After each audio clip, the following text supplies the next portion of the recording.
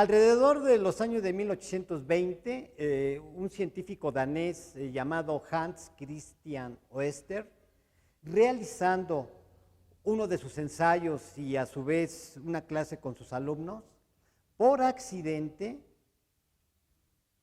hace circular en un circuito de un conductor corriente y observa que la aguja de la brújula gira 90 grados, que es perpendicular a la corriente en dicho conductor. Con esto él concluye que alrededor de él se manifiesta un fenómeno magnético y que entonces, por deducción, fue un campo magnético cuando circula corriente eléctrica en un conductor. Christian Oester no fue matemático, no pudo calcular la magnitud del campo magnético, pero sí descifrar la dirección de dicho campo. ¿Y cómo lo hizo? Implementando la regla de la mano derecha, en donde el pulgar era la dirección de la corriente y los demás dedos me indicaba la dirección de la inducción magnética o campo magnético.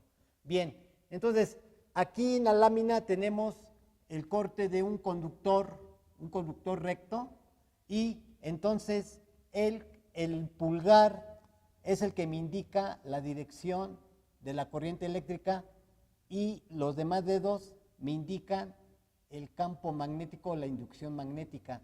Y entonces él al girarlo veía hacia dónde se dirigía la inducción magnética y en este caso sería a la derecha. Y entonces gráficamente visto de arriba, por aquí entraba la corriente y aquí salía, y entonces lo que se formaba eran círculos, ¿sí? Círculos concéntricos y se dedujo que el campo magnético iba a ser tangencial en cualquier punto de mis círculos.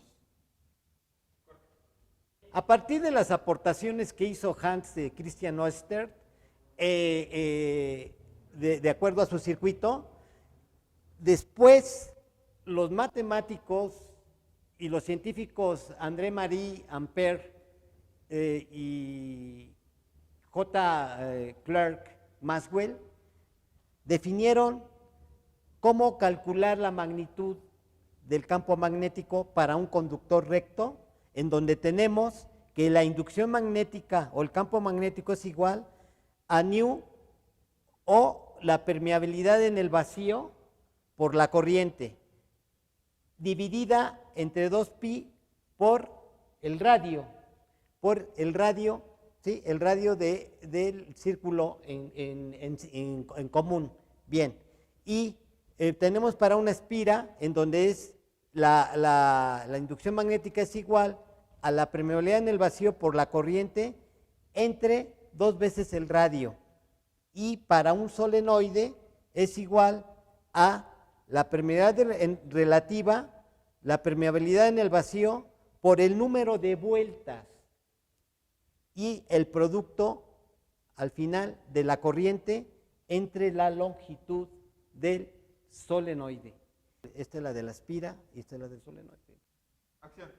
Bien, para el experimento 1 del experimento de Oester, vamos a utilizar una fuente de poder previamente calibrada a 15 volts y que a su vez va a suministrar corriente a través de un conductor o alambre recto que está conectado en 2 soportes aislados y incluida en el centro una brújula que debe de quedar la aguja paralelamente a la longitud del alambre recto.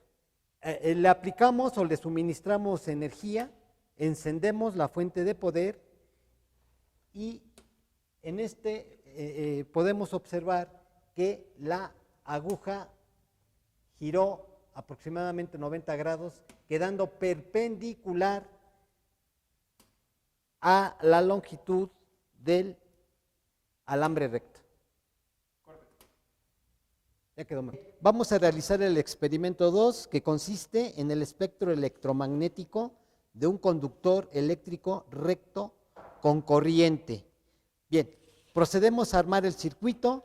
Previo, calibramos la fuente de poder o corroboramos que esté a 15 volts y ya teniendo esta calibración, suministramos o espolvoreamos la limadura de hierro en la zona donde es vertical el conductor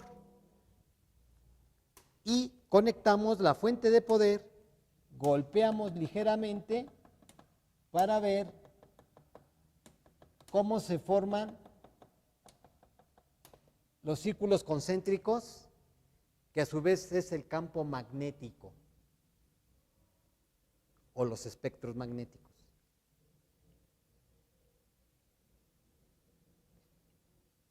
¿Ya? Eso es todo. Vamos a realizar el experimento 3, que consiste en el espectro magnético de una espira circular con corriente. Previo a esto, verificamos que esté calibrado nuestra fuente de poder a 15 volts para así suministrarle corriente. A esto espolvoreamos limadura de hierro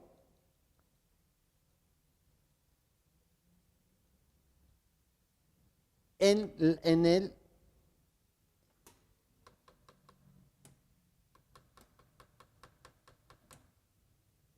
los extremos. Y ahí vemos que se van a formar círculos concéntricos que a su vez son espectros de campo magnético. Y así establecemos que al conducir corriente eléctrica en un conductor, se van a formar campos magnéticos alrededor de él. Vamos a realizar el experimento 4, en donde vamos a ver un espectro magnético en un solenoide con núcleo de aire y circulando corriente a través de él. Bien, hacemos nuestras conexiones. Previamente debe estar calibrado nuestra fuente de poder a 15 volts y espolvoreamos en todas las espiras o el devanado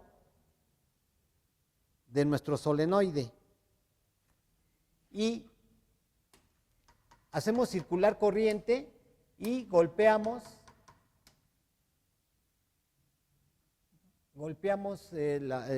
todo el cuerpo del solenoide para así observar cómo se forman las líneas en cada espira y en el centro del solenoide.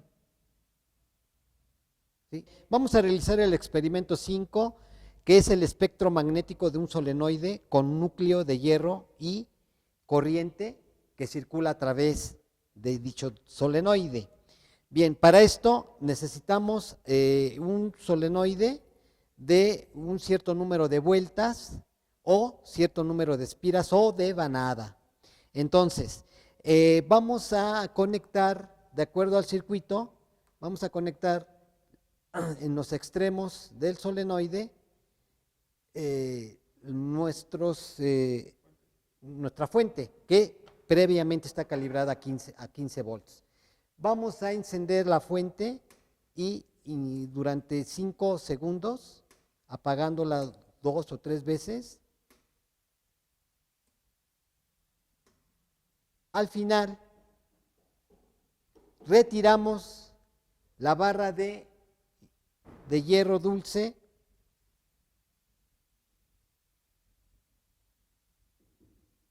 y le vamos a acercar una brújula